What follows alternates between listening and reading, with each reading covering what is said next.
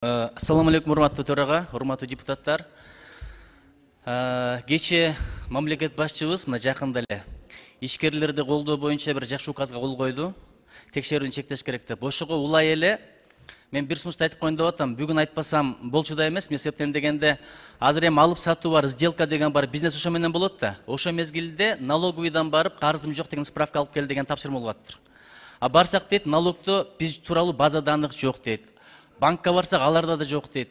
Кээде банкка барып төлөп келсең, бир цифрасы туура эмес болуп калса дейт, ошону менен башка бирөөгүн атына кетип калат экен, кайрадан төлөп атабыз дейт. Анан налог органдарына барып туруп, анан справканы тапшырсаң, кол коюуга да 3-4 күн кетет экен дейт. Андан кийин дагы отказ болуп келип атат дейт. Эмне себептен дегенде, мындан 5 жыл мурда 300 сом карызың бар экен дегендей маселелер дейт. Ошонун баардыгын бир чыгарып берсе болот эле дейт.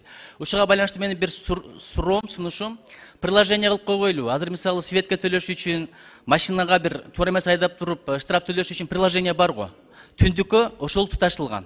Киресиң, канча карызың бар турат, басасың, справканы аласың, маселе кете берет. 4 декабрда справка алам деп баштаптыр, 25 декабрга чейин жүрүп турбары болуп. Бизнесте билесиз, 1 секундтагы маанилүү. Ушуну айталык. Экинчиден, урматтуу төрага, урматтуу президенттин өкүлү, мына жаңы туубузду кечээ көтөрүп келдик. Ушу бир жакшылык менен башталсын, жылда жакшы окуя менен башталсын. Жанагы ушул туу боюнча пикирин билдирем деп Автандил Жоробеков деген жигит азыр бир изолятордо отурат.